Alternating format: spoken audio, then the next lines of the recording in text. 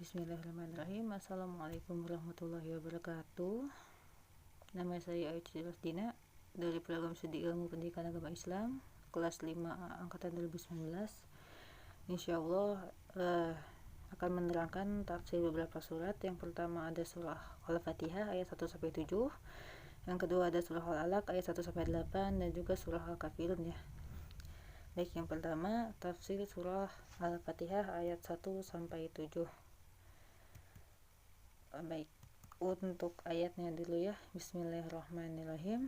Alhamdulillahirabbil alamin, arrahmanirrahim, maliki yaumiddin, iyyaka na'budu wa iyyaka nasta'in, ihdinas siratal mustaqim, siratal ladzina an'amta 'alaihim ghairil maghdubi 'alaihim waladdallin. Artinya, dengan nama Allah yang Maha Pengasih lagi Maha Penyayang.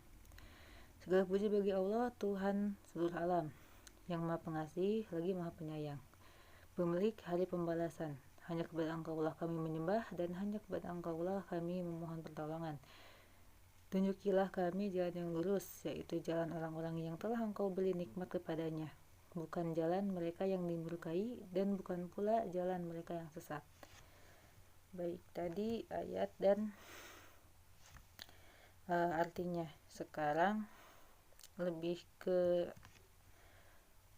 makna global dan juga menurut para mufassir ya. Baik, nama dari surah Al-Fatihah secara bahasa berasal dari kata fataha, yaftahu fathan, atau yang artinya pembukaan. Dapat pula berarti kemenangan. Surah Al-Fatihah mengintisarikan tujuan yang dipaparkan dalam Al-Quran. Al-Fatihah disebut sebagai surah yang komprehensif karena mencakup semua ajaran yang terdapat dalam Al-Quran, yakni ketauhidan, ibadah syariah, dan kisah-kisah. Lalu ada beberapa pendapat para mufassir juga mengenai analisis kandungan ayat Al-Quran. Yang pertama, di dalam Quran surah Al-Quran ayat 1-7 ini ada beberapa pembagian nilai yang terkandung di dalamnya. Di antaranya ialah keimanan atau tauhid terkandung dalam ayat pertama, kedua, ketiga, dan keempat. Nilai ibadah yang terkandung di dalam ayat kelima, nilai syariah yang terkandung di dalam ayat ke-6, dan nilai yang mengandung kisah orang terdahulu pada ayat ke-7. Baik, pada ayat 1 diawali dengan kalimat basmalah yang terdiri dari huruf ba pada lafaz bismillah yang artinya dengan. Huruf ba ini merupakan awalan dengan menanamkan dalam hati bahwa kita akan memulai. Sehingga lafaz bismillah mempunyai makna saya akan memulai sesuatu yang dikerjakan dengan nama Allah. Adapun pengucapan kata Ar-Rahman dan Ar-Rahim yang memiliki arti Allah Maha Pemurah dan Maha Penyayang menandakan bahwa rahmat Allah sangatlah besar kepada para hamba-Nya. Pada ayat kedua, lafaz Alhamdulillah yang berarti segala puji bagi Allah merupakan sebuah ajaran bahwa rahmat Allah sangat luas dan besar sehingga dapat menjadarkan kepada para pembacanya mengenai hal tersebut. Adapun pada lafaz Rabbal Alamin yang berarti Tuhan pemelihara seluruh alam menegaskan bahwa Allah lah yang mengatur, pemelihara, serta menjaga, berkuasa atas seluruh alam semesta ini. Pada ayat ketiga diwakili oleh lafaz Ar-Rahman dan Ar-Rahim. Lafaz Ar-Rahman ini memiliki arti bahwa Allah Maha Pemurah, yaitu Allah lah yang memberikan seluruh nikmat kepada semua ciptaannya tanpa batas. Adapun lafaz Ar-Rahim yang memiliki arti Allah Maha Penyayang, Allah memberikan kasih sayang hanya kepada orang-orang mukmin saja. Inilah yang dikatakan oleh Imam Ibnu Katsir. Lalu pada ayat keempat, nilai keimanan ditampilkan dalam hal beriman kepada hari akhir sebagai balasan terhadap apa yang telah diperbuat selama hidup di dunia. Beriman kepada hari akhir di sini ialah percaya dan meyakini bahwa hari pembalasan itu ada dan benar-benar akan terjadi. Allah mengajarkan bahwa kuasa-Nya lah yang paling menonjol sehingga tidak ada satupun yang mengingkarinya dan membangkangnya. Lalu pada ayat kelima, kalimat hanya kepadamu kami menyembah, mengabdi, dan taat. Pesannya ialah ketika seseorang telah mengucapkan iyyaka na'budu, maka ketika itu tidak ada sesuatu apapun yang diibadahi melainkan Allah semata. Pada ayat ke-6, manusia diperintahkan untuk selalu meminta hidayah kepada Allah. Maksud dari jalan yang lurus ini ialah hidayah atau jalan kebaikan. Ayat ini juga menjelaskan bahwa kita selaku hamba Allah itu senantiasa mengharapkan hidayahnya. Pada ayat ke-7, di dalamnya mengandung kisah orang-orang terdahulu, dan kisah ini berlaku sampai sekarang bagi orang-orang yang mengikutinya.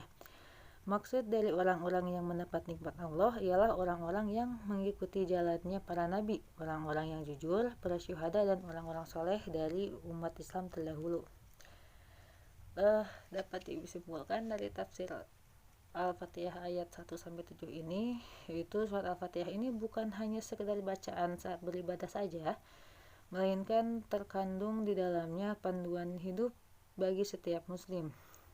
Di dalamnya mencakup semua ajaran Islam, terutama nilai-nilai ketauhidan. Baik, itu untuk surah Al-Fatihah. Kita lanjut ke surah Al-Alaq ayat 1-8. Bismillahirrahmanirrahim. Iqra bismi rabbikal ladzi khalaq. Khalaqal insana min 'alaq. Iqra wa rabbukal akram. Alladzi 'allama bil qalam. 'Allamal insana ma lam ya'lam. Kalla illa insana la yatgha. Ar-ra'ahu istaghna. Inna ila rabbikar ruj'a. Artinya, bacalah dengan menyebut nama Tuhanmu yang menciptakan. Dia telah menciptakan manusia dari segumpal darah. Bacalah, dan Tuhanmu lah yang maha mulia yang mengajarkan manusia dengan pena. Dia mengajarkan manusia apa yang tidak diketahuinya. Sekali-kali tidak, sungguh manusia itu benar-benar melampaui batas. Apabila melihat dirinya serba cukup, sungguh hanya Tuhanmu lah tempat kembalimu. Itu untuk ayat dan juga artinya. Lalu kita langsung ke pendapat para mufasir saja sekaligus maknanya. Ayat pertama, dalam suku pertama yaitu bacalah atau Iqra, telah terbuka kepentingan pertama di dalam perkembangan agama Islam untuk kedepannya. Ayat tersebut merupakan ayat pertama yang dengan Allah menyayangi hamba-hambanya sekaligus sebagai nikmat yang pertama yang diberikan kepada mereka. Maksud membaca ini ialah memulai membaca, yaitu dengan menyebut nama Rabb seluruh makhluk. Allah memerintahkan manusia membaca, yang isinya itu bukan hanya membaca, melainkan mempelajari, meneliti, dan juga sebagainya. Apa saja yang telah ia ciptakan, baik ayat-ayatnya yang tersurat atau qaliyah, atau yaitu Al-Quran, dan ayat-ayatnya yang tersirat, maksudnya alam semesta, yaitu ayat-ayat kauniyah. Membaca itu harus dengan namanya, artinya karena dia dan mengharapkan pertolongannya. Lalu pada ayat kedua yaitu khalaqal insana min 'alaq, yaitu peringatan mengenai permulaan penciptaan manusia dari segumpal darah. Kemuliaan Allah adalah mengajarkan manusia dari sesuatu yang tidak diketahui, kemudian memulaikan manusia dengan ilmu, yaitu menunjukkan kesempurnaan atau kemuliaan Allah. Dan juga kekuasaan menciptakan dengan mengingatkan pentingnya perhatian proses awal penciptaan manusia. Lalu ayat ketiga, Iqra wa rabbukal akram. Allah meminta manusia membaca lagi, yang mengandung arti bahwa membaca yang akan membuahkan ilmu dan iman itu perlu dilakukan berkali-kali, ya minimal 2 kali. Lalu terkadang ilmu itu berada di dalam akal pikiran, dan terkadang juga berada di dalam lisan, juga terkadang berada di dalam tulisan. Secara akal, lisan dan tulisan seharusnya perolehan ilmu dan tidak sebaliknya. Lalu ayat keempat dan juga kelima, allazi 'allama bil qalam 'allamal insana ma lam ya'lam. Di antara bentuk kepemurahan Allah adalah ia mengajari manusia mampu menggunakan alat tulis. Mengajari di sini maksudnya memberikan kemampuan untuk menggunakannya. Ada juga kata-kata yang sering kita dengar, yaitu ikatlah ilmu dengan tulisan. Jadi segala sesuatu ilmu lebih baik untuk ditulis. Lalu ayat ke-6 dan ke-7, kalla innal insana la yatgha ar-ra'ahu istaghna. Banyak manusia yang cenderung lupa diri sehingga melakukan tindakan-tindakan yang melampaui batas. Lalu ayat terakhir, inna ila rabbika ruj'a. Wahai manusia, sesungguhnya hanya kepada Tuhanmu lah tempat kembalimu. Pada hari kiamat Allah akan menghitung apa saja yang engkau perbuat di dunia. Dia akan membalas orang yang melampaui batas sesuai dengan azab yang setimpal. Untuk kandungan ayatnya sendiri itu lebih ke ya merujuk pada tema pokoknya dalam surat Al-Alaq ini. Temukan akidahnya itu yang pertama menanamkan keimanan tentang rububiyah Allah Subhanahu wa taala, lalu menanamkan keimanan tentang nama-nama Allah dan juga sifat-sifatnya tentu saja. Lalu menanamkan keimanan tentang adanya kerasulan Nabi Muhammad SAW, dan yang terakhir menanamkan keimanan tentang adanya pembalasan semua amal manusia. Itu untuk surah Al-Alaq. Dan yang terakhir ada surah Al-Kafirun.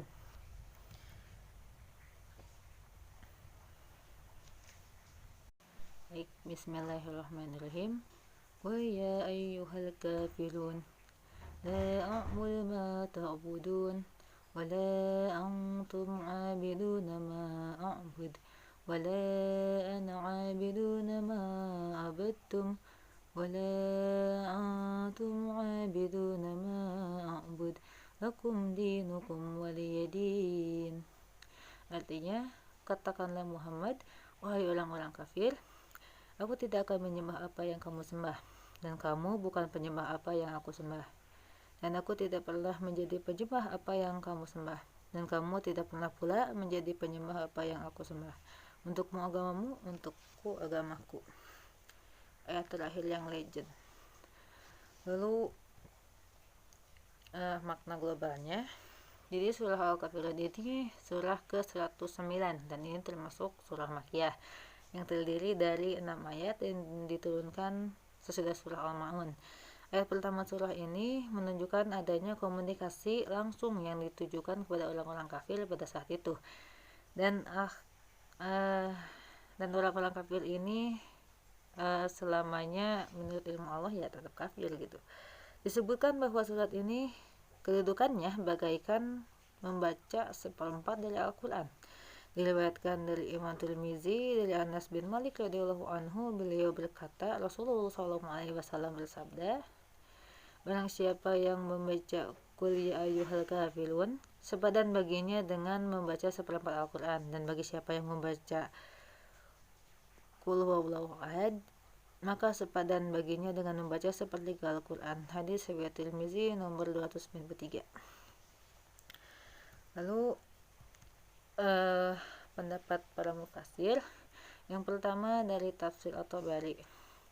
At-Tabari menafsirkan ayat pertama ini bahwa inti dari ayat pertama surah ini menjelaskan agar orang kafir Quraisy berputus asa untuk mengajar Rasul masuk ke dalam agama mereka. Lalu ada ayat ke-6, At-Tabari menjelaskan bahwa Nabi tidak akan mengikuti agamamu, dan aku akan menganut agamaku sampai akhir hayatku. Begitu juga sebaliknya, orang kafir tidak akan pernah mengikuti agama Nabi Muhammad, dan mereka berpegang kepada agama mereka sendiri sampai akhir hayat mereka. Lalu dalam tafsirnya Al-Azhar, ia mengatakan bahwa tentang isi kandungan ayat 1-5 sama dengan penjelasan yang dikemukakan oleh Muhammad Abduh. Artinya, di antara tauhid yaitu mengesahkan Allah sekali-kali tidaklah dapat dikompromikan atau dicampur adukan dengan syirik. Tauhid kalau telah didamaikan dengan syirik ya artinya kemenangan syirik. Lalu menurut Muhammad Hasbi Asy-Syidiq, bahwa dalam surat ini menandaskan bahwa ma'bud atau Tuhan yang disembah oleh Muhammad dan kaum muslimin tidaklah sama dengan ma'bud ataupun pujaan-pujaan orang-orang syirik. Demikianlah pula ibadah Muhammad dan umatnya yang harus berdasarkan keikhlasan dan ketulusan hati dan bersih dari mempersekutukan Allah, yaitu ya membeda-bedakan Allah daripada ibadah orang-orang musyrik. Lalu menurut Ibnu Katsir menjelaskan bahwa surat ini menjadi kekuatan Nabi Muhammad SAW untuk menyatakan berlepas diri dari perbuatan yang dikerjakan oleh orang-orang musyrik, dan perintah kepada umat muslim pula untuk selalu berbuat ikhlas kepada Allah. Tidak ada jalan untuk mengabdi kepada Allah kecuali dengan mengikuti risalah yang dibawa oleh Nabi Muhammad SAW. Dan yang kelima ada dari Buja Hamka, memberikan penjelasan yang meringkas keseluruhan dari surah Al-Kafirun. Ya, beliau ini. Surah ini menjelaskan atau memberikan pedoman yang tegas bagi kita pengikut Nabi Muhammad SAW bahwa akidah tidaklah dapat diperdamaikan. Tauhid dan syirik tidak dapat dipertemukan. Kalau yang hak hendak dipersatukan dengan yang batil, maka ya yang batil jualah yang menang nantinya. Oleh sebab itu, maka akidah tauhid itu tidaklah mengenal apa yang dinamai dengan sinkritisme, yaitu menyesuaikan. Tidak bisa. Oke, langsung ke analisis. Dalam surah Al-Kafirun ini temukan nilai akidah, yaitu menolak tegas ajaran kaum kafir Quraisy untuk menyembah berhala walau sesaat dan dengan tujuan apapun. Lalu menunjukkan perbedaan sesembahan dan ibadah kaum muslimin dan orang-orang selain mereka. Menegaskan tidak ada kompromi dalam perkara akidah. Selain itu, tidak boleh pula ada kerjasama yang memadukan dua akidah yang berbeda. Menegaskan bahwa Rasulullah tidak akan menyembah apapun selain Allah Subhanahu wa Ta'ala sampai kapanpun. Dan juga yang terakhir, mengajarkan toleransi untuk tidak memaksa orang lain dalam akidah dan beribadah. Agama adalah sebagaimana pilihannya dan semua orang mendapatkan balasan sesuai dengan pilihan yang diambil. Lalu masih ada lagi. Lalu ada pentingnya ikhlas kepada Allah Subhanahu wa Ta'ala di dalam ibadah serta tidak berbuat syirik padanya. Lalu berlepas diri dari kesyirikan dan para pelakunya.